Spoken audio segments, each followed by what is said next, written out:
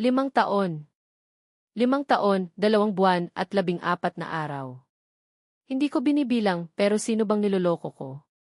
Bawat umaga sa nagdaang 5 taon, iyon ang unang bumubulaga sa isip ko pagkagising. Ang tagal na panahon para magtago, para umiwas, para magpanggap na parang wala lang. Tapos heto, sa isang iglap, parang kinakalagkad ako pabalik ng tadhana sa harap ng multo ng kahapon. At ang multo may pangalan, Asher. Nakatayo siya roon, sa gitna ng sala ni Narika, ay hawak na baso ng beer, nakikipagtawanan sa iba pa naming kabarkada mula high school. Parang walang nagbago sa kanya. Ganoon pa rin ang tindig, ang paraan ng pagtawa na bahagyang umuuga ang mga balikat, ang mga matang nangungusap kahit nakatalikod. Pero para sa akin, lahat nagbago. Dahil sa kanya, ako ang nagbago. Uy, Mavs! Nandito ka na pala, sigaw ni Rika, ang may birthday at dahilan kung bakit napilitan akong sumipot sa mini-reunion na ito. Kung hindi lang talaga matalik kong kaibigan si Rika, ewan ko lang. Inisip ko nang magdahilan na masama ang pakiramdam ko, o may bigla ang trabaho, pero alam kong bubulabugin niya ang buong barangay para lang makapunta ako. Ninisan ko siya, pilit.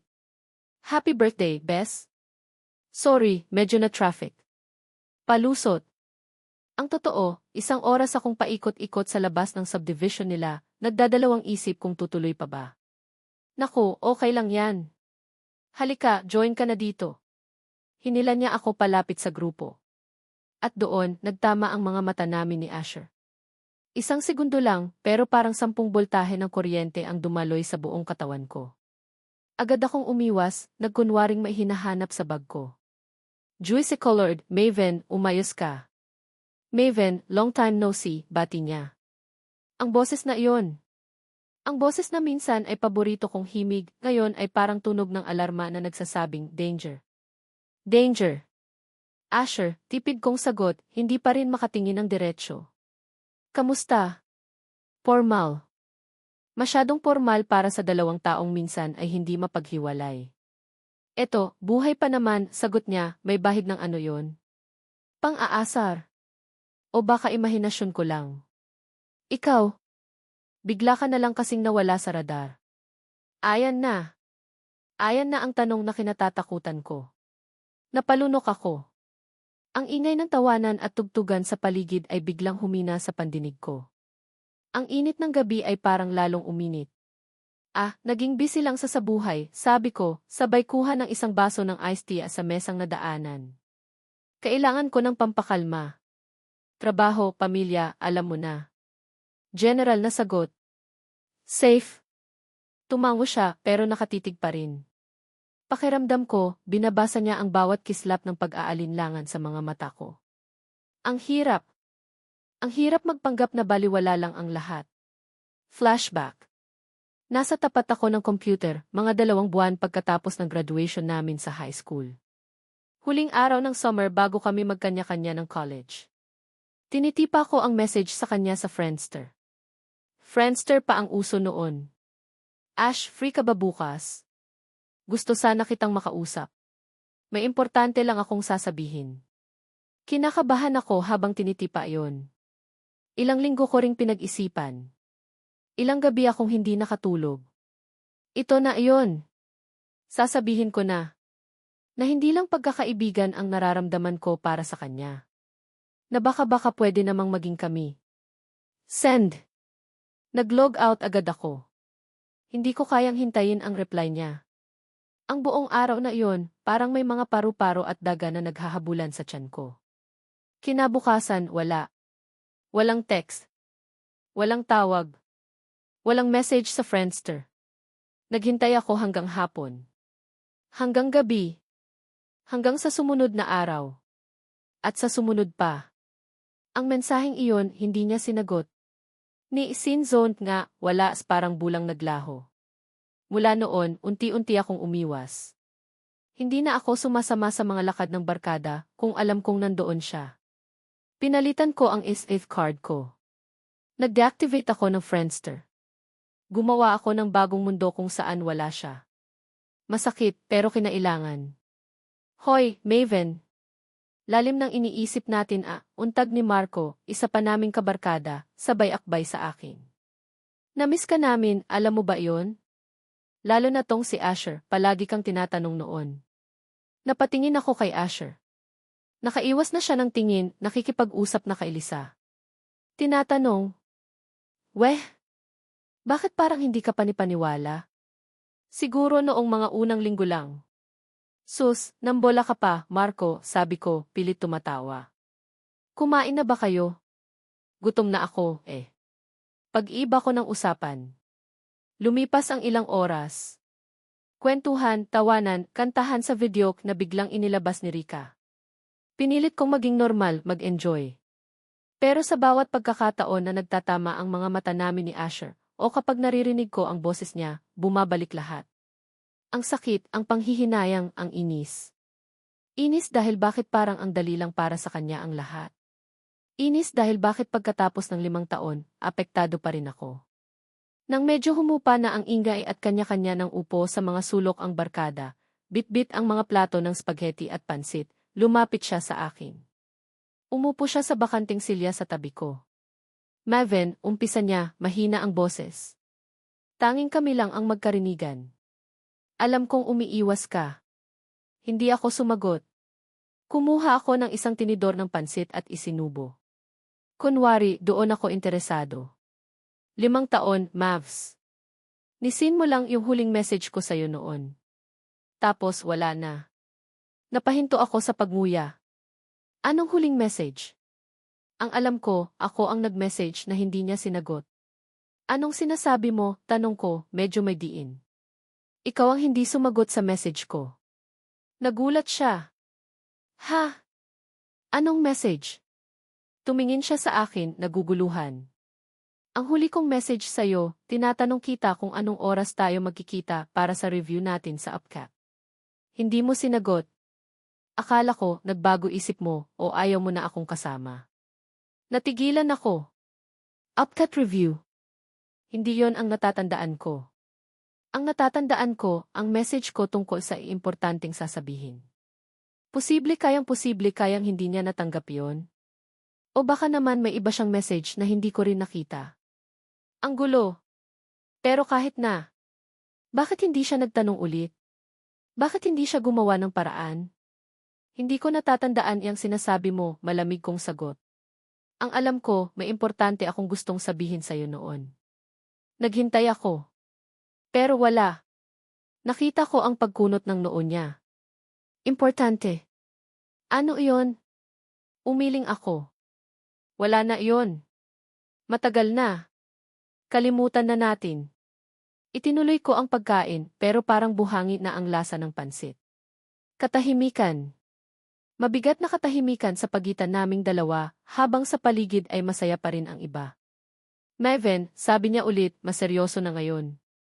Hindi ko alam kung ano man yung iniisip mo o kung ano man yung importanteng sasabihin mo noon na hindi natuloy. Pero isa lang ang tanong ko.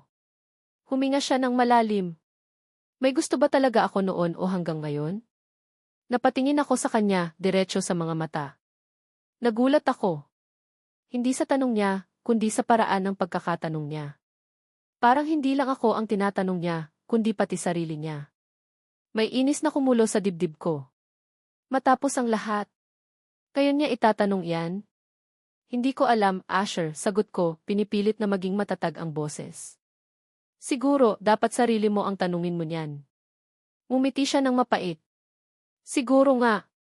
Pero paano ko malalaman kung hindi natin susubukan? Subukan? Halos mabulunan ako. Anong susubukan? Tumingin siya sa paligid, tila sinisigurado na walang ibang nakikinig. Gusto mo bang subukan kung may tayo pa sa atin? Nanlaki ang mga mata ko. Ano? Nababaliw ka na ba? Napalakas yata ang boses ko dahil napatingin si Rika. Ninisyan ko lang sila at bumalik sa pakikipag-usap kay Asher, mas hininaan ang boses. Asher, 5 taon na ang lumipas. Hindi na tayo mga bata. Hindi to laro. Alam ko, seryoso niyang sabi. Kaya nga seryoso ako. Look, Mavs, pareho tayong may non-closure. Pareho tayong may mga tanong na hindi nasagot. Hindi ko alam kung ano ang nararamdaman mo ngayon o kung may nararamdaman ka pa nga ba. Pero ako, Litong-lito na ako. Hinawakan niya ang kamay ko na nakapatong sa mesa. Nagulat ako sa init na gumapang mula sa palad niya hanggang sa braso ko. Agad kong binawi ang kamay ko. "Huwag mo akong hawakan," sabi ko, medyo nanginginig. Hindi siya umimik agad. Tinitigan niya lang ako, at sa mga mata niyang iyon, nakita ko ang isang emosyon na pamilyar sa akin, sakit. Katulad ng sakit na naramdaman ko 5 taon na ang nakakaraan. "Sige," sabi niya, tila sumusuko. "Pero bigyan mo ako ng pagkakataon. Bigyan mo tayo ng pagkakataon." Huminga siya ng malalim. 7 araw.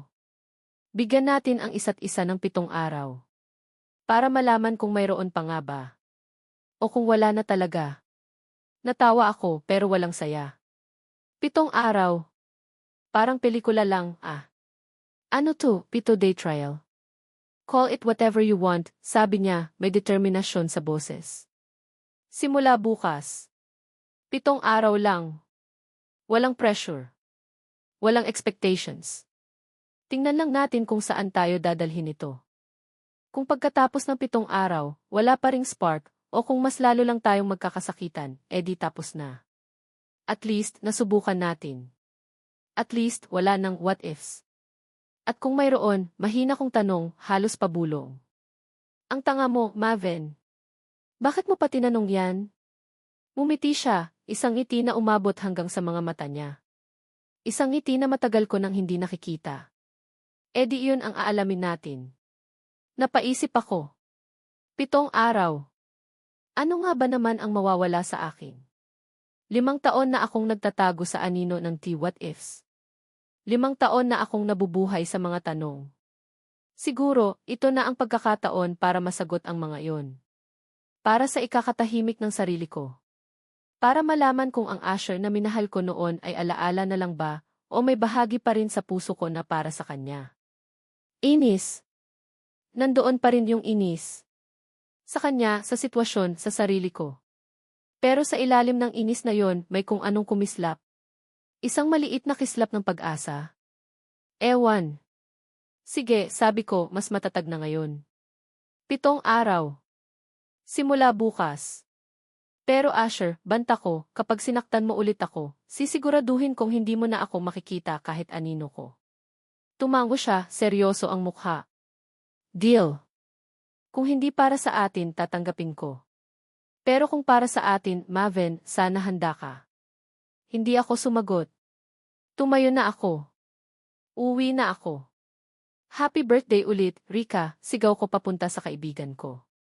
Nagpaalam na rin ako sa iba. Paglabas ko ng gate, huminga ako ng malalim. Ang hangin ng gabi ay malamig sa balat ko, pero ang dibdib ko, nag-aalab. 7 araw. Ano kaya ang mangyayari? Napangiti ako ng mapait.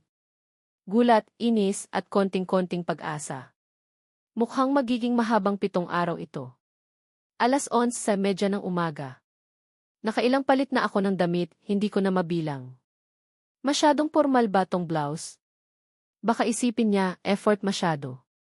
Masyado namang luma tong t-shirt, baka isipin niya, wala na akong pakialam. Sa huli, isang simpleng puting t-shirt na may maliit na print ng pusa at maong pants na lang ang isinuot ko.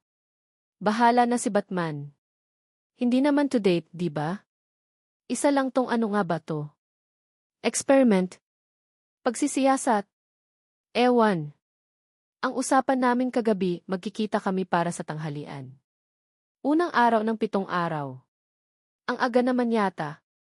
Hindi pa nga ako nakaka-recover sa mga revelasyon kagabi, heto na naman. Parang exam na bigla ang ibinigay, walang review. Relax, Mavs, sabi ko sa sarili ko habang naglalagay ng kaunting pulbo sa mukha. Kaya mo to, para to sa closure. Para matapos na. Pero sino bang niloloko ko? May parte sa akin na kinakabahan, na parang teenager na first time makikipag-date. Nakakainis. Nag-text siya, nandito na ako sa kanto. Saan tayo? Kanto. Ang kanto kung saan dati kaming nag-aabang ng jeep papuntang eskwelahan. Ang daming alaala sa kantong iyon. Mga tawanan, mga sikretong binubulong habang naghihintay, minsan pa nga, iyakan dahil sa terror naming math teacher. Nag-reply ako, sige, baba na ako. Kahit saan. Ikaw bahala. Para safe. Para hindi ako ang masabing nagdesisyon. Pagbaba ko, nandoon na nga siya, nakasandal sa pader ng bakery, nakasimpleng polo shirt at maong din parang pinag-usapan. Nang makita niya ako, umiti siya. Hindi yung ngiting mapait kagabi, kundi yung ngiting. Asher. Yung ngiting minsan ay nagpapabilis ng tibok ng puso ko. Umiwas agad ako ng tingin. Uy, bati niya. Sakto. Gutom na ako. Saan tayo? Tanong ko, pinipilit na maging kaswal ang boses. May naisip ako, sabi niya, tapos nagsimula ng maglakad. Sumunod lang ako. Tahimik kaming naglalakad, mga 2 dipa ang pagitan namin. Awkward. Sobrang awkward. Parang 2 estranghero na napilitang magsama. Ang init pa ng sikat ng araw, dagdag sa bigat ng pakiramdam. Maya-maya, huminto siya sa tapat ng isang maliit na karinderya. Aling Nena's Tapsihan. Nanlaki ang mga mata ko. Ito yung paborito naming tambayan dati kapag nagkakot kami ng klase o kapag gusto lang naming kumain ng murang tapsilog na masarap. Dito, tanong ko, hindi makapaniwala.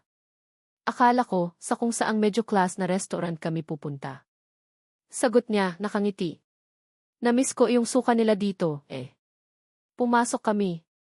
Amoy pa lang, bawang na sinangag at napinirito, bumalik lahat. Ang mga lumang lamisang kahoy na may bakas ng mga tusok ng ballpen ng kung sino-sinong estudyante, ang mga plastik na pitsel ng tubig na may yelo, si Aling Nena na medyo may edad na pero ganoon pa rin kamaldita pero malambing ang ngiti. Oh, Asher. Maven. Kayo pala yan, bati ni Aling Nena, halatang natatandaan pa kami. Aba, ang tagal niyong hindi napapadpad dito ah. Akala ko, nakalimutan niyo na ang luto ko. Nako, Aling Nena, paano po namin makakalimutan yung pinakamasarap na tapsilog sa balat ng lupa, biro ni Asher. Natural na natural ang pakikitungo niya. Ako naman, medyo alanganin pa. Sus, nambola ka pa, iho, sabi ni Aling Nena, pero halatang natuwa. O, ano nang sa inyo? Yung dati pa rin ba? Nagkatinginan kami ni Asher. Yung dati. Tapsilog para sa kanya, tosilog para sa akin. At isang order ng lumpiang toge na hahatiin naming 2. Tumango kami pareho. Umupo kami sa paborito naming pwesto dati, sa may bintana. Tahimik ulit. Ang maririnig lang ay ang ingay ng mga kutsara't tinidor ng ibang kumakain at ang radyo ni Aling Nena na nagpapatugtog ng mga lumang Hindi nagbago dito, no, basag ni Asher sa katahimikan. Nga, sagot ko. Pati yung amoy. Napangiti ako ng bahagya. Naalala mo yung minsang nadulas ka dito dahil sa mantika sa sahig. Natawa siya. Grabe yung kahihiyan ko noon. Tapos ikaw, tawa ka ng tawa, imbes na tulungan ako. Kasi naman, ang epic ng itsura mo, sabi ko, natawa na rin. Sa wakas, medyo gumaan ang pakiramdam. Ito yung Asher na namiss ko. Yung kaswal, yung palabiro. Dumating ang order namin.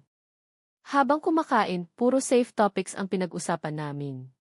Trabaho niya bilang engineer sa isang construction firm, trabaho ko bilang graphic designer sa isang maliit na kumpanya. Mga hobbies na bago. Mga pelikulang napanood. Mga lugar na napuntahan o hindi napuntahan. Pero walang usapan tungkol sa atin o sa 5 taon na nawala. Sa kalagitnaan ng pagkain, bigla siyang nagsalita, seryoso na ulit ang mukha. Maven. Napatingin ako. Bakit? Noong mga panahong yon, umpisa niya, tila nag-iingat sa mga salita. Nagsawa ka ba? Napatigil ako sa pagsubo. Ang tanong na iyon.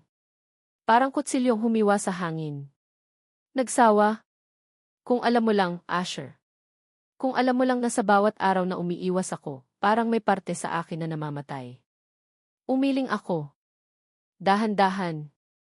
Hindi ako makatingin sa kanya. Hindi, mahina kong sagot, halos hindi marinig. Pero hindi ko na dinugtungan. Hindi ko alam kung paano idudugtong. Ayokong buksan ulit yung sugat na pilit kong pinaghihilom. Nakita kong tumango siya, pero mailungkot sa mga mata niya. Hindi na siya nagtanong pa. Nagpatuloy kami sa pagkain pero bumalik na naman yung bigat. Yung awkwardness. Yung mga salitang gustong kumawala pero hindi masabi.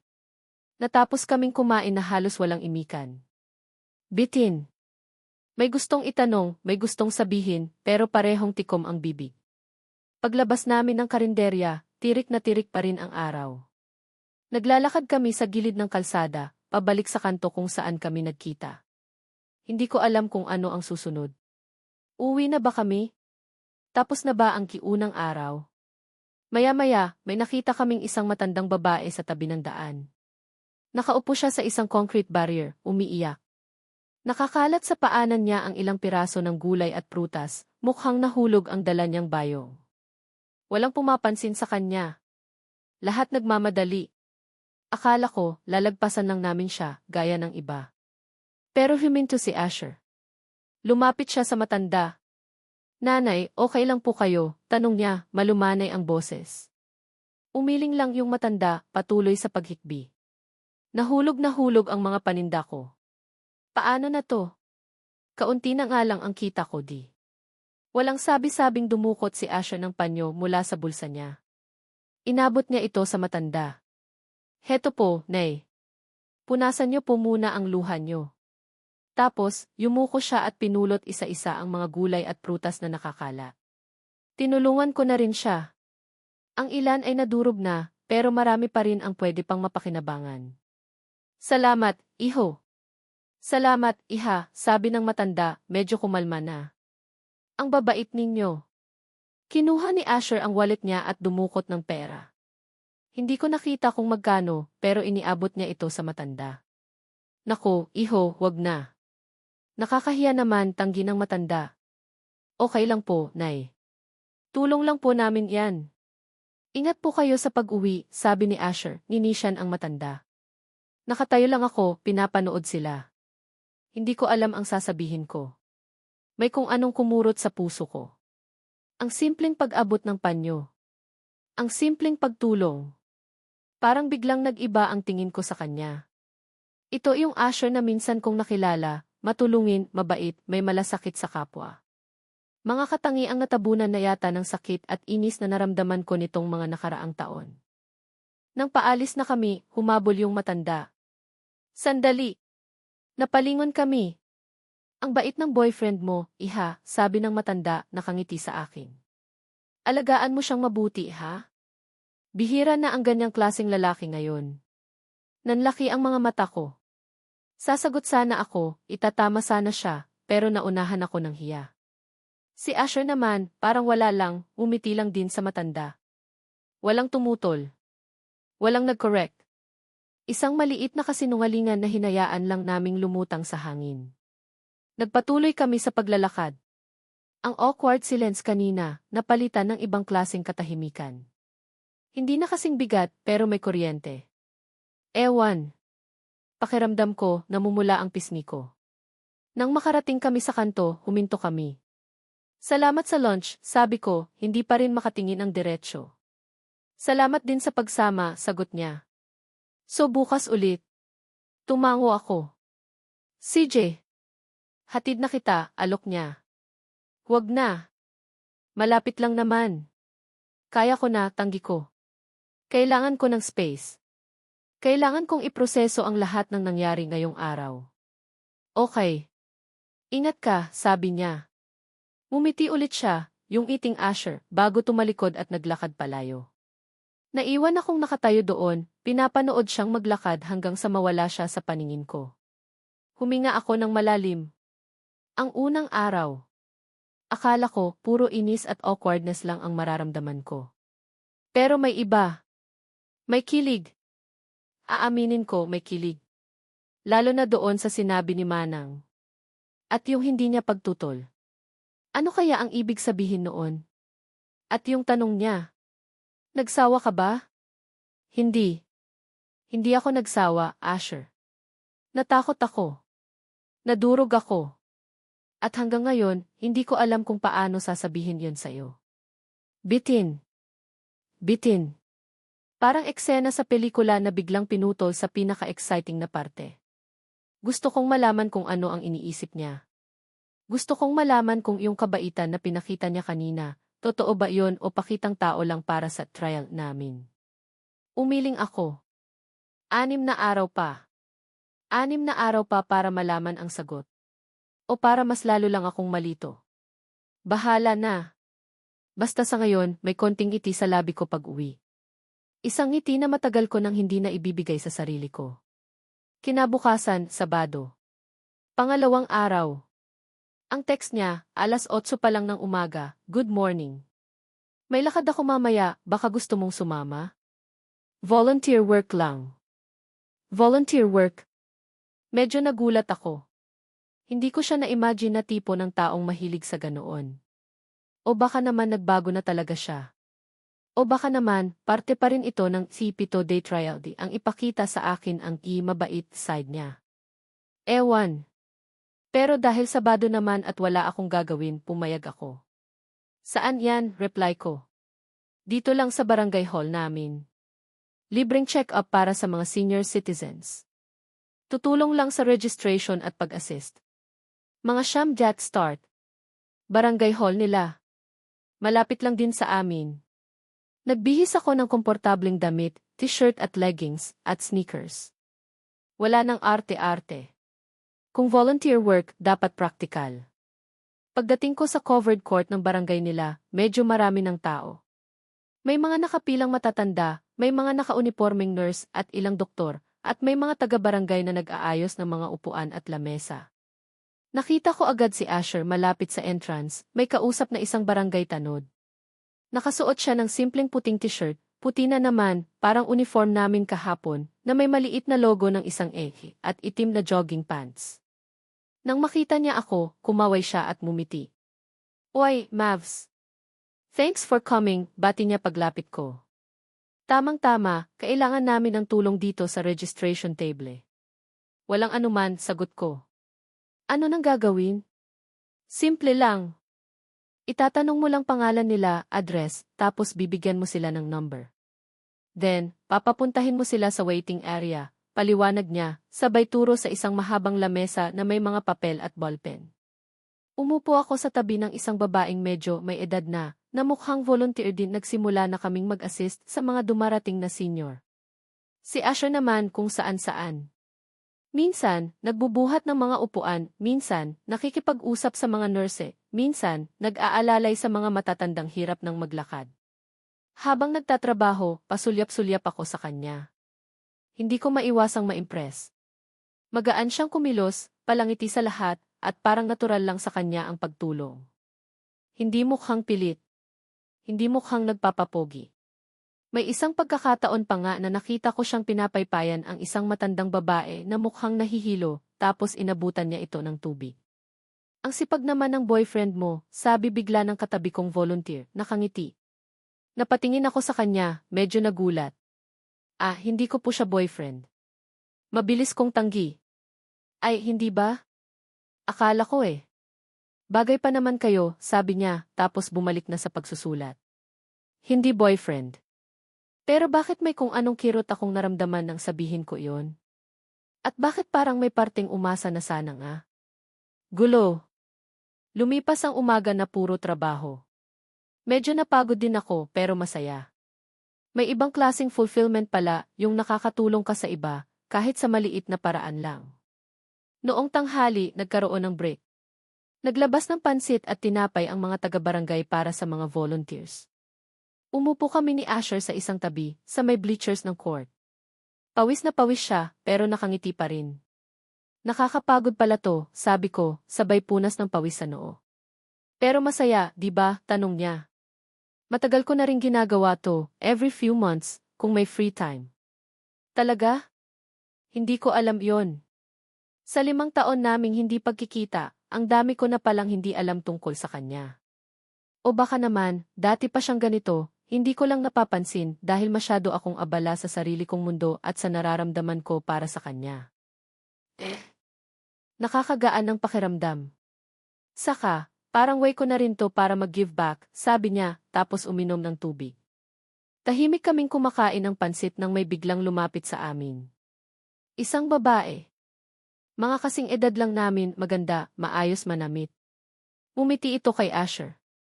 Ash, kanina pa kita hinahanap, sabi ng babae, medyo malambing ang boses. Busy ka pala. Napatingin si Asher. Oh, Denise. Nandito ka pala. Akala ko hindi ka makakapunta. Tumayo siya. Si Maven nga pala, kaibigan ko. Mavs, si Denise. Umiti si Denise sa akin. Isang ngiting formal. Hi, Maven. Nice to meet you. Inabot niya ang kamay niya. Hello, sagot ko, kinamayan siya. May kung anong hindi komportable akong naramdaman. Ang paraan ng pagtingin niya kay Asher, ang paraan ng pagbigkas niya sa pangalan nito. Parang may something. Si Denise, dati kong kasama sa dati kong work, pakilala ni Asher, medyo alanganin. Dating kasama sa work. Pero ang tingin ni Denise kay Asher, parang higit pa roon. At ang paraan ng pag-akbay ni Denise kay Asher, masyadong kaswal. Masyadong intimate. Isang casual hug na parang sanay na sila. Biglang bumalik lahat ng duda ko. Lahat ng insecurities. Sino si Denise? Dating kasama sa work lang ba talaga?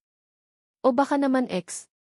Nag-resign na kasi ako doon, lumipat na ng company, paliwanag pa ni Asher, na parang napansin ang pagbabago sa ekspresyon ko. Sayang nga, eh. Wala na akong kakwentuhan doon na kasing cool mo, sabi ni Denise, tumatawa pa, habang nakakapit pa rin sa braso ni Asher. Pinilit kong humiti. Ah, ganoon ba? Ang plastic ng ngiti ko, alam ko. Nagsiselos ba ako? Siguro. Sino ba namang hindi? Lalo na't nasa gitna kami ng tipito day trial na to. Sige, Ash, mamaya na lang ulit tayo mag-usap. May aasikasuhin lang ako doon sa kabilang table, sabi ni Denise, tapos kindat kay Asher, bago umalis. Naiwan kaming dalawa ni Asher, tahimik na naman. Ang saya kanina, biglang nawala, napalitan ng tensyon. Kaibigan mo lang talaga yon, tanong ko, hindi ko na napigilan. Napatingin siya sa akin. Bakit? Wala lang. Parang close kayo masyado, sabi ko, sinubukang itago ang selos sa boses ko. Ah, si Denise. Mabait yon. Medyo naging close kami noong magkatrabaho pa kami. Marami rin kaming pinagdaan ng projects together, paliwanag niya. Projects lang ba?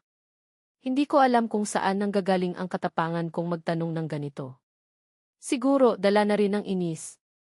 Natigilan siya. Tumingin siya sa akin, seryoso. Maven, anong gusto mong palabasin?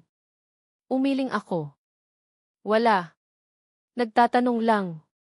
Kinuha ko ang plato ko na wala ng laman. Tapos na ako. Uwi na siguro ako. Medyo sumasama ang pakiramdam ko. Palusot. Ang totoo, gusto ko lang umalis. Gusto kong lumayo sa sitwasyong to. Ha? Agad? Okay ka lang ba talaga? Nag-aalala ang tono niya. Okay lang. Baka pagod lang. Sige na, marami ka pa sigurong gagawin dito. Tumayo na ako. Gusto mong ihatid kita, alok niya. Umiling ako, hindi tumitingin sa kanya. Hindi mo naman kailangan. Ang lamig ng boses ko. Alam ko. Sinadya ko. Hindi na siya umimik. Hinayaan niya lang akong umalis. Habang naglalakad ako palabas ng covered court, parang ang bigat-bigat ng dibdib ko. Selos. Selos nga. At lungkot. Lungkot dahil sa isang iglap, yung konting pag-asa at kilig na naramdaman ko kahapon, parang tinabunan ng mga bagong duda. Sino si Denise sa buhay ni Asher? Gaano sila ka-close? At bakit parang apektado ako masyado? Hindi ba't dapat wala na akong pakialam? Pero heto ako, nasasaktan. Pagdating ko sa bahay, dumiretso ako sa kwarto at humiga. Nakatitig lang sa kisam. Ang daming tanong sa isip ko. Bago kami maghiwalay kanina, may isang tanong na gustong-gusto kong itanong sa kanya, pero pinigilan ko. Ngayon, parang gusto kong i-text sa kanya. Kaya mo ba akong piliin kung kailangan mong mamili? Pero ano nga bang karapatan kong magtanong ng ganyan? Wala naman kaming tayo. Isa lang itong eksperimento. Isang laro na may 7 araw na taning. At sa ikalawang araw pa lang, parang gusto ko nang sumuko. Parang gusto ko nang sabihin na tama na. Ayoko na. Dahil ang sakit. Ang sakit umasa. Ang sakit magselos. Ang sakit maalala kung bakit ako umiwas noon. Umiwas ako noon dahil natakot akong masaktan. Pero heto ako ngayon, nasasaktan pa rin. Irony. Pinikit ko ang mga mata ko. Pangalawang araw pa lang, Asher. Paano pa kaya ang mga susunod? Maya-maya, nag-vibrate ang phone ko. Text message. Mula kay Asher. Maven, sorry kung na-offend kita kanina. Kaibigan lang talaga si Denise. Sana okay ka na. See you tomorrow. Hindi ako nag-reply. Hindi ko alam ang i-reply ko. Ang gulo-gulo ng isip at puso ko. Hindi ako nag-reply sa text ni Asher noong Sabado ng gabi. Linggo. Pangatlong araw sana nang i-trial namin pero hindi kami nagkita. Hindi siya nag-text ulit at ako naman, ewan, parang tinatamad akong gumalaw o makipag-usap kahit kanino. Buong araw akong nasa bahay lang, nanood ng mga lumang pelikula, kumain ng ice cream, at sinubukang huwag isipin ang nangyari. Pero syempre, mas lalo ko lang siyang naiisip. Si Asher. Si Denise. Ang selos ko. Ang nakaraan. Lunes. Pang-apat na araw. Akala ko wala nang paramdam si Asher. Akala ko baka sumuko na rin siya. O baka na-realize niyang wala na talagang pag-asa itong ginagawa namin. Pero bago magtanghali, nag-text siya. Mavs, free ka ba mamayang hapon? Mga bandang 4:00. Gusto sana kitang makausap. Makausap. Seryoso ang dating. Kinabahan ako. Ito na ba iyon? Sasabihin na ba niyang itigil na namin to? O baka naman, magpapaliwanag siya tungkol kay Denise. Nag-reply ako, saan? Sa dati nating tambayan. Sa park. Sa may bench sa ilalim ng puno ng mangga. Ang park. Ang bench. Ang puno ng mangga. Isa na namang lugar na puno ng alaala. Parang tour of our past relationship itong ginagawa namin Kung mayroon man talagang relationship na namagitan. 4:00 ng hapon, nandoon na ako. Medyo maaga ako ng ilang minuto. Umupo ako sa bench sa pwesto ko dati. Ang init ng hapon ay medyo humuhupa na at ang hangin ay nagsisimula ng lumamig. Tahimik ang park. Ilang mga bata lang ang naglalaro sa di kalayuan at may ilang matatandang naglalakad-lakad. Maya-maya, dumating na siya. Nakaordinaryong t-shirt at shorts lang, parang galing lang sa bahay nila. Umupo siya sa tabi ko, pero may kaunting espasyo sa pagitan namin. Sorry, na-late ako ng konti, sabi niya. Okay lang. Kararating ko lang din pagsisinungaling ko. Katahimikan. Yung klase ng katahimikan na parang ang daming gustong sabihin, pero walang makapagsimula. Tumingin ako sa malayo sa mga batang naghahabulan. Tungkol kahapon. Umpisan niya. At nung Sabado. Huminga ako ng malalim. Okay lang yon, Asher. Kalimutan na natin. Hindi, Mavs. Hindi okay, sabi niya, maseryoso ang boses. Alam kong nagselos ka kay Denise. At alam kong may kasalanan din ako kung bakit ka nag-react ng ganoon. Napatingin ako sa kanya. Nagulat ako sa direktang pag-amin niya. Hindi ko ex si Denise, diretsong sabi niya. Naging close kami. May mga panahong lumalabas kami, group dates, minsan kami lang dalawa. Pero hanggang doon lang yon. Walang namagitang romantic. Siguro may konting attraction. Ewan. Pero hindi yon nauwi sa kung anuman. Tumango ako. Hindi ko alam kung maniniwala ba ako o hindi. Pero may parte sa akin na gustong maniwala. At yung text ko noong Sabado hindi mo nireplyan. Akala ko galit ka pa rin. O baka ayaw mo na, mahina niyang sabi, nakatingin sa mga kamay niya. Hindi naman sa galit, sabi ko. Nalito lang siguro. At natakot. Natakot, tanong niya, tumingin ulit sa akin. Saan ka natakot? Ito na. Ito na yung pagkakataon. Sasabihin ko na ba? Ang bigat sa dibdib. Asher, umpisa ko, nanginginig ang boses. Noong high school tayo. Noong malapit na tayong graduate. Huminga ako ng malalim, nag-iipon ng lakas ng loob. May gusto akong sabihin sa'yo noon. Isang bagay na matagal ko nang gustong sabihin pero hindi ko kaya. Nakikinig lang siya, seryosong nakatitig sa akin. Naalala mo yung Friendster message ko na sinabi mong hindi mo natanggap? Yung sinabi kong may importante akong sasabihin. Tumango siya. Ang totoo niyan, Asher, aamin na sana ako sa'yo noon. Lumunok ako. Ang hirap. Ang hirap balikan. Aamin na sana ako na hindi lang pagkakaibigan ang tingin ko sa'yo. Nakita ko ang gulat sa mga mata niya. Walang kurap. Mahal kita noon, Asher, sabi ko, at kasabay ng mga salitang iyon, parang may kung anong bumagsak mula sa mga balikat ko. Isang bigat na 5 taon kong pinasan. Mahal na mahal. Sobra.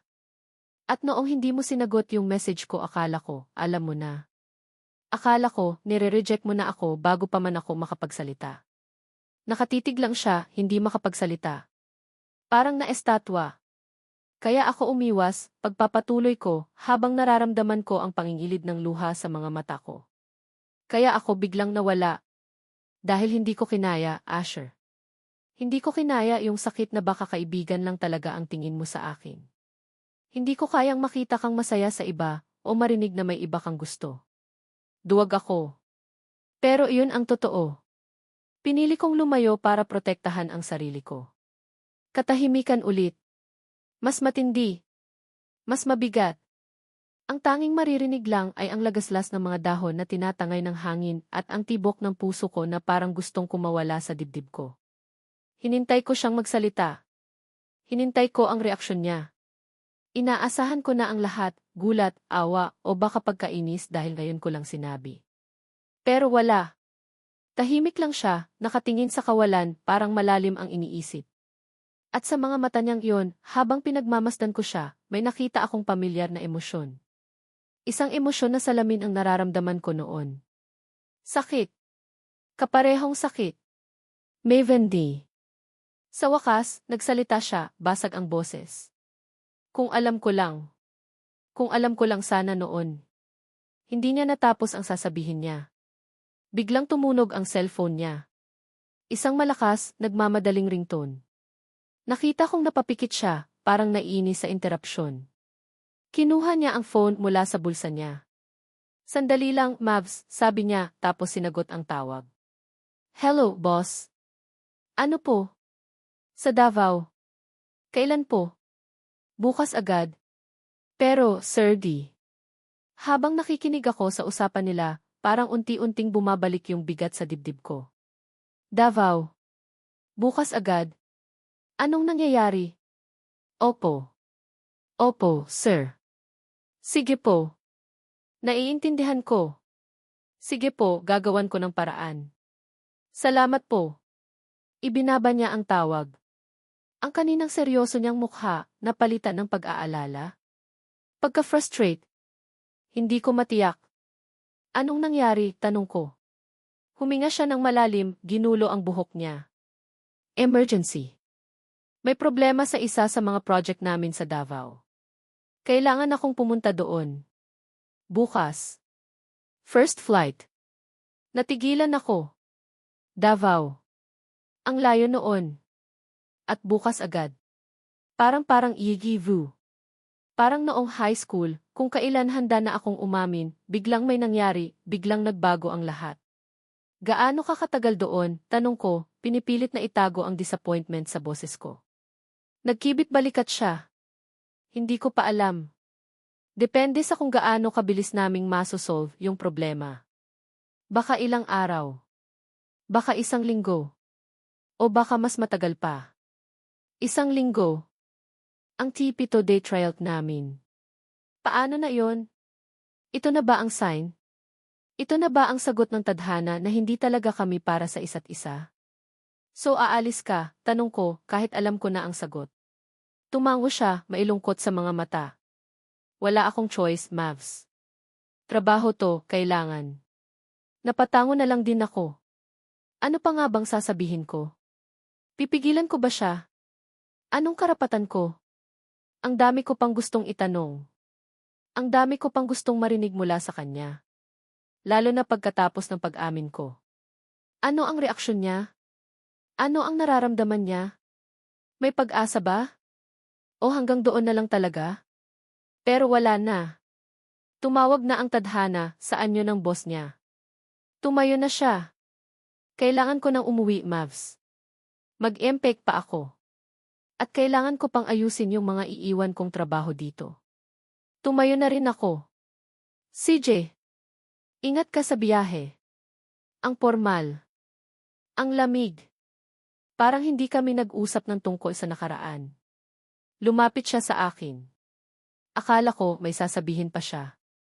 Akala ko yayakapin niya ako o hahawakan man lang ang kamay ko. Pero wala. Tinitigan niya lang ako, mga mata niya puno ng hindi masabing emosyon. Mag-uusap tayo pagbalik ko, sabi niya. Isang pangako. Pero parang ang layo ng dating. Pagkatapos, tumalikod na siya at nagsimulang maglakad palayo. Mabilis. Parang nagmamadali. Naiwan akong nakatayo doon, sa ilalim ng puno ng mangga, pinapanood siyang papalayo, hanggang sa maging isang maliit na tuldok na lang siya sa paningin ko. Umalis siya. Umalis siya na hindi pa rin nagsasabi ng nararamdaman niya. Umalis siya na bitin na naman ang lahat. Ang sakit. Doble ang sakit. Sakit ng pag-amin. Sakit ng biglaang pag-alis. Pang-apat na araw. At parang sabay kaming nawala. Siya, papuntang Davao. Ako, pabalik sa pag-iisa at sa mga tanong na walang kasagutan. Ang 7 araw namin mukhang mapuputol. O baka naman, ito na talaga ang katapusan. Napaupo ako ulit sa bench, naramdaman ko na lang ang pagtulo ng mga luha ko. Hilom na sana ang gabi, pero ang puso ko, sugatan na naman. Martes. Pang-5 araw. Gising ako buong magdamag halos. Hinihintay ko ang text niya. Isang text man lang na nagsasabing nakarating siya ng maayos sa Davao. O isang text na nagsasabing naaalala niya pa rin ako, kahit na malayo siya. Pero wala. Walang paramdam si Asher buong araw. Ang cellphone ko parang naging bato sa katahimikan. Sinubukan kong maging abala. Naglinis ako ng bahay, nagluto ng kung ano-ano, nanood ng pero ang isip ko, lumilipad. Nasa Davao. Kasama siya. Iniisip ko kung ano na ang ginagawa niya. Kung okay lang ba siya. Kung iniisip niya rin kaya ako. Akala ko tapos na. Akala ko, yung bigla niyang pag-alis, yun na yung sign na kailangan kong tanggapin na wala na talagang kami. Na yung 7 araw, naging 4 na lang. At sa 4 na yon, mas marami pa yata ang sakit at pagkalito kaysa sa saya.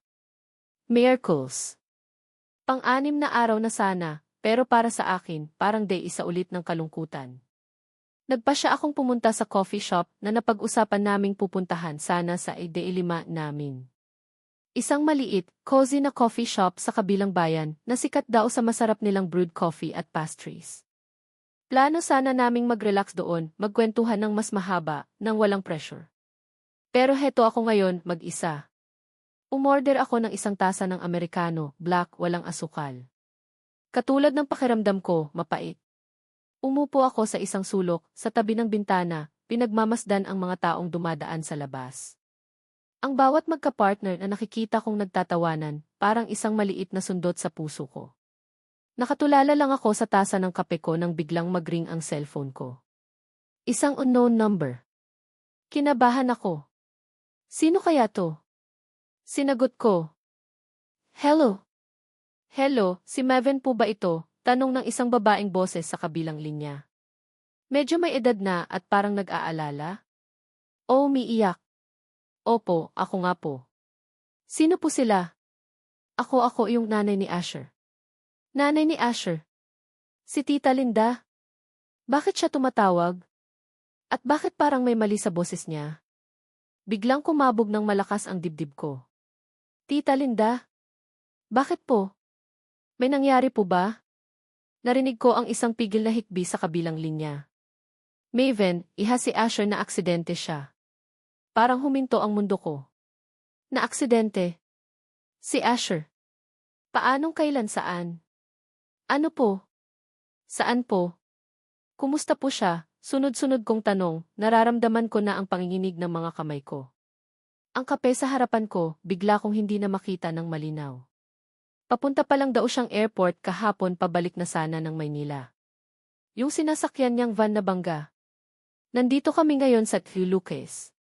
Critical daw ang lagay niya, iha. Humagulgol na si Tita Linda. As Lucas. Critical. Pabalik na sana ng Maynila. Ibig sabihin, uwi na sana siya. Kahapon pa. Pero bakit hindi siya nag-text? Hindi na ako nagtanong pa. Ang tanging nasa isip ko lang, kailangan kong makarating doon. Agad-agad. Tita, papunta na po ako dyan, sabi ko, nanginginig ang boses. Magkita po tayo doon. Ibinaba ko ang tawag. Nanginginig akong tumayo, halos mabitawan ko ang cellphone ko.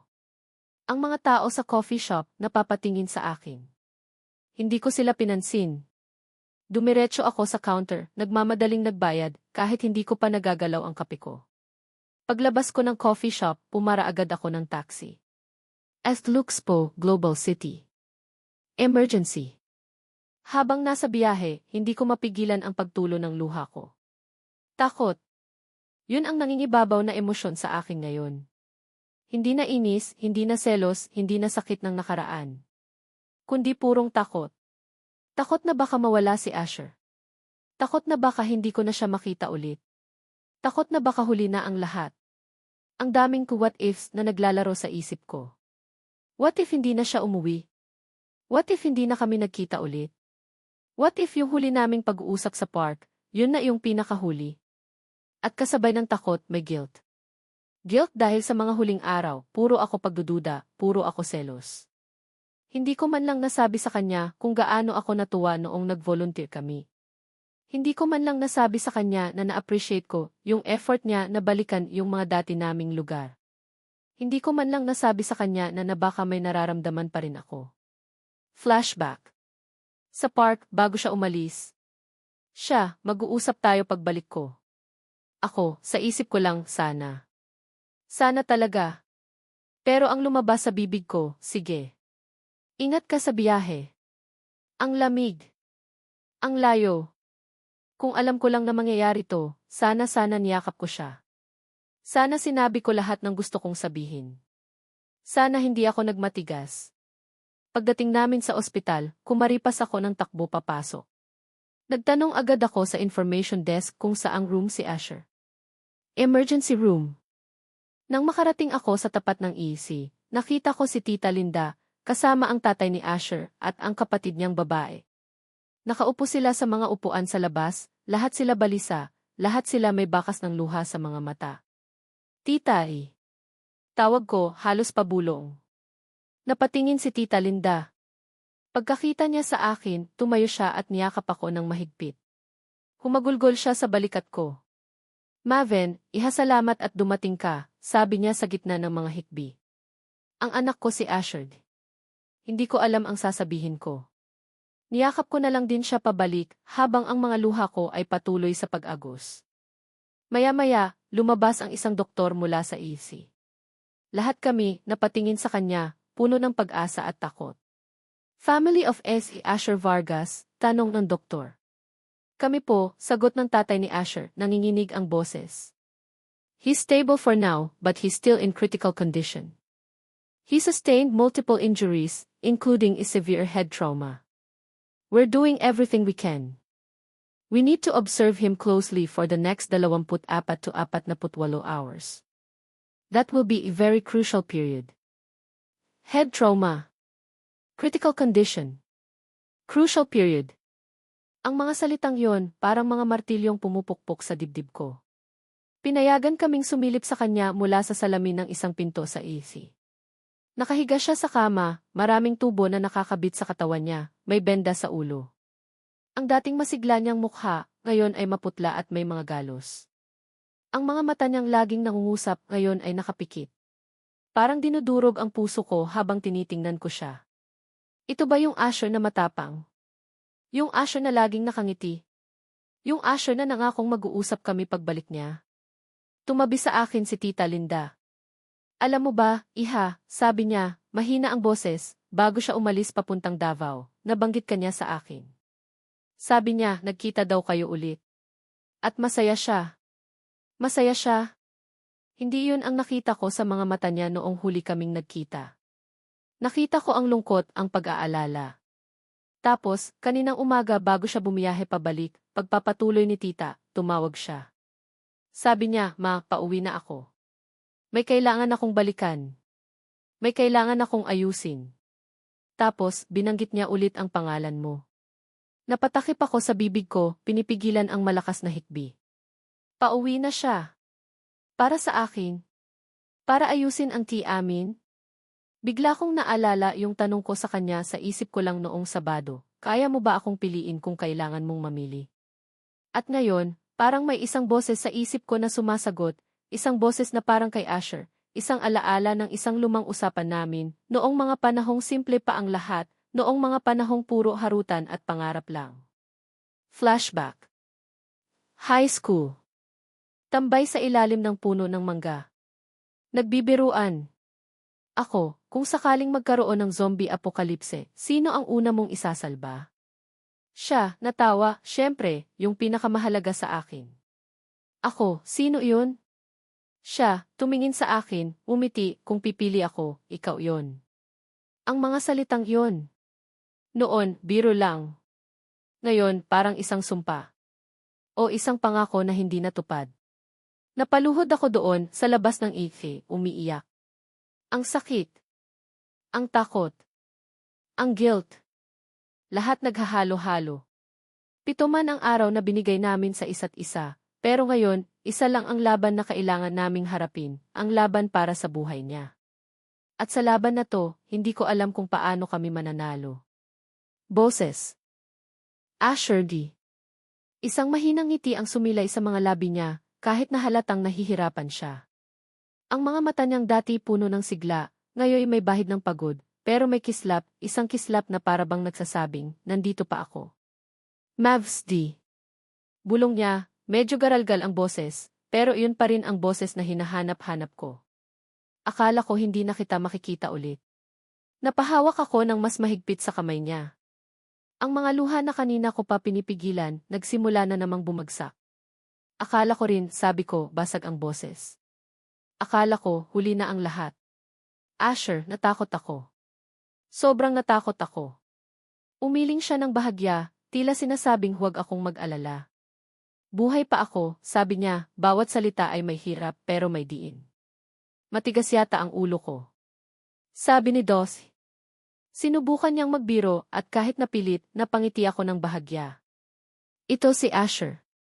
Kahit sa ganitong sitwasyon, sinusubukang pagaanin ang loob ko. Huwag ka munang magsalita masyado, sabi ko, pinupunasan ang mga luha ko. Magpahinga ka lang. Ang importante, gising ka na. Ang importante, nandito ka pa. Katahimikan. Tanging ang mahinang beep ng mga makina ang maririnig. Pero hindi na iyong katahimikang nakakabingi at puno ng takot. Ngayon, may halong pag-asa. Mavs, sabi niya ulit pagkaraan ng ilang sandali. Tumingin siya sa akin, diretso sa mga mata. 7 araw ngayon, di ba? Natigilan ako. Sa gitna ng lahat ng kaguluhan at takot, hindi ko na halos naisip yon. Pero nga, Sabado, ang 7 araw ng aming kasunduan. Tumango ako. 7 araw. Isang mahabang buntong hininga ang pinakawalan niya. Sayang. Yung plano natin. May bahid ng panghihinayang sa boses niya. May pupuntahan sana tayo. Okay lang yon, mabilis kong sagot. Wala yon. Ang mahalaga, okay ka. Yun lang ang importante sa akin ngayon. Mumiti ulit siya, yung ngiting umaabot sa mga mata, kahit napagod ang mga ito. Hinawakan niya ang kamay ko ng mas mahigpit. 7 lang. Di ba, tanong niya, ang mga mata niya, parang may gustong sabihin, isang tanong na mas malalim. Hindi ako sumagot agad. Tinitigan ko lang siya, sinusubukang basahin ang nasa isip niya. Ang puso ko, kumakabog na naman, pero ngayon, hindi na sa takot, kundi sa kaba na maihalong kilig. Ewan. 7 lang ang usapan, pag-ulit niya, mas malinaw na ngayon ang bawat salita. Pwede bang dagdagan natin? Napatingin ako sa kanya, naguguluhan. Dagdagan? Tumango siya, ang mga mata niya, hindi bumibitaw sa pagkakatitig sa akin. Dagdagan natin, Mavs. Hanggang sa tumanda tayo. At doon, hindi ko na napigilan. Humagulgol ako. Hindi na luha ng takot o lungkot, kundi luha ng hindi ko maipaliwanag na emosyon. Saya. Pag-asa. Pag-ibig. Lahat na yata. Asher naman, sabi ko sa gitna ng pag-iyak, sabay hampas ng mahina sa braso niya. Nasa ospital ka na nga, humihirit ka pa. Natawa siya ng mahina, na medyo inubo pa. Seryoso ako, Mavs. Ang mga mata niya, punong-puno ng sinseridad. Noong nasa biyahe ako pabalik, iniisip kita. Iniisip ko yung mga sinabi mo sa park. Na mahal mo ako noon. Huminga siya ng malalim. Maven, kung alam mo lang kung gaano ko pinagsisihan na hindi ko nalaman iyon noon. Kung gaano ako naging manhid o duwag para hindi ko makita, para hindi ko masabi. Pinunasan ko ang mga luha ko, pinipilit na kumalma. Ako rin naman Ang duwag ko rin. Siguro, sabi niya. Siguro, pareho tayong may pagkukulang. Pareho tayong natakot. Pero, Mavs, noong nakahiga ako doon sa kalsada, noong akala ko katapusan ko na, isa lang ang nasa isip ko. Tumingin siya sa akin, ang intensidad sa mga mata niya, parang kayang tunawin ang lahat ng pagdududa sa puso ko. Ikaw. Ikaw lang, Maven. Pinagsisihan ko na hindi ko nasabi sa'yo agad. Na baka hindi na kita makita ulit para sabihin kung gaano kakahalaga sa akin. Ang mga salitang iyon. Parang musika sa pandinig ko. Parang tubig na nagpawi sa lahat ng uhaw at sakit na naramdaman ko sa loob ng 5 taon. Asher D. Yun lang ang nasabi ko, pero sa isang salitang iyon, nakapaloob na ang lahat ng emosyon ko. Ngumiti ako sa kanya, isang ngiting may kasamang mga luha pa rin, pero ngayon, mga luha na ng purong kaligayahan. Tumango ako. Dahan-dahan pero sigurado. Asher, sabi ko, ang boses ko, medyo nanginginig pa rin pero matatag. Dagdagan natin. Hanggang sa pareho na tayong ugod-ugod at makakalimutin. Natawa siya, isang tunay na tawa na, kahit mahina, ay nagbigay ng sigla sa buong silid. Deal, sabi niya. Pero ikaw ang mag-aalaga sa akin pag ulyanin na ako, ha? Aba, dapat lang. At ikaw naman ang magtitimpla ng kape ko tuwing umaga, biro ko. Hindi ito naging perpekto. Ang 7 araw namin, puno ng mga balakid, ng mga luma at bagong sakit, ng mga hindi inaasahang pangyayari. Pero siguro, ganoon talaga ang buhay. Ganoon talaga ang pag-ibig. Hindi laging madali. Hindi laging masaya. Pero kung para sa isa't isa, lahat kakayanin. Lahat lalagpasan. Kinabukasan, Linggo. Inilipat na si Asher sa isang private room. Mas komportable na siya, at mas maluwag na kaming nakakadalaw. Si Tita Linda, pinilit akong umuwi muna para makaligo at makapagpalit ng damit. Noong una, ayoko pa sana, pero nangako si Asher na hihintayin niya ako. Pagbalik ko sa ospital, dala ko ang paborito naming almusal noong high school pa kami, sinangag, tosino, at itlog na sunny side up. Nagpaalam ako sa nurse kung pwede akong gumamit ng pantry ng ospital para iinit yung pagkain. Pumayag naman sila. Habang nagluluto ako doon, sa maliit na microwave oven ng pantry, napangiti ako. Parang ang simple, pero ang saya. Ito yung mga maliliit na bagay na namiss ko. Yung pakiramdam na may inaalagaan ka, na may pinagsisilbihan kang mahal mo. Dala-dala ang tray ng almusal, pumasok ako sa kwarto ni Asher. Gising na siya, nakasandal sa mga unan, nanonood ng TV, nang makita niya ako, ngumiti siya. Wow, sabi niya. Amoy pa lang, alam ko na kung ano yan. Paborito natin. Inilapag ko ang tray sa bedside table. Siyempre.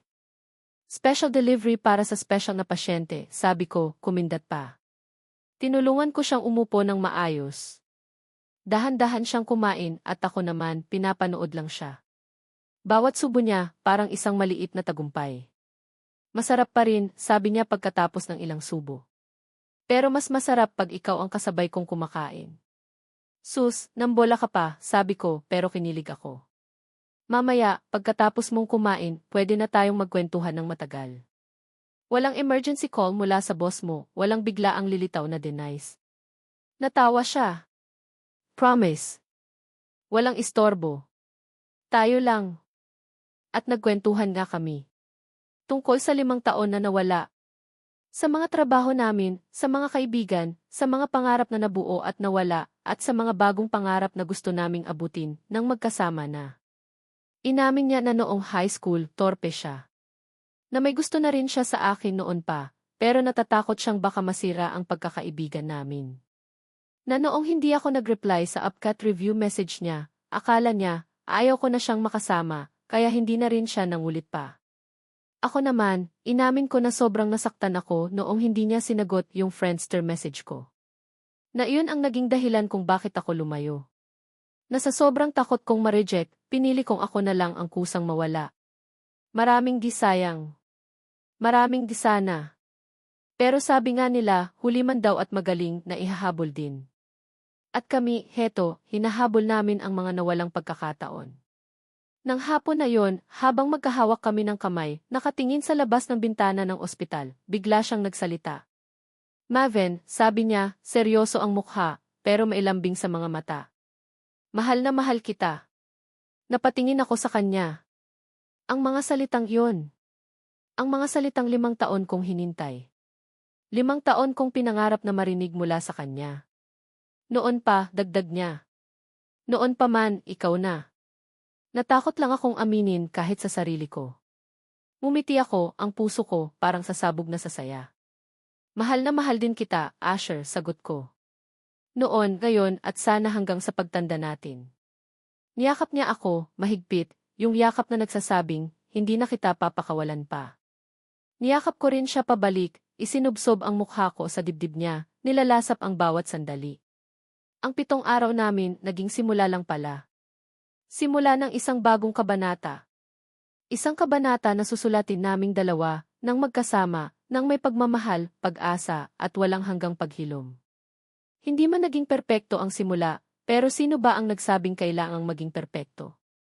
Ang mahalaga, sa huli kami pa rin. At yun, higit pa sa sapat. Mahal kong mga mambabasa. Una sa lahat, mula sa kaibuturan ng aking puso, maraming salamat po. Salamat sa inyong walang sawang pagsubaybay sa bawat kabanata ng pag-ibigan, ng mga agam-agam, at ng muling pagbangon ni Maven at Asher. Ang inyong bawat pag-abang, bawat komento, kahit sa isip lang, ay nagsilbing inspirasyon upang tapusin ang kanilang kwento.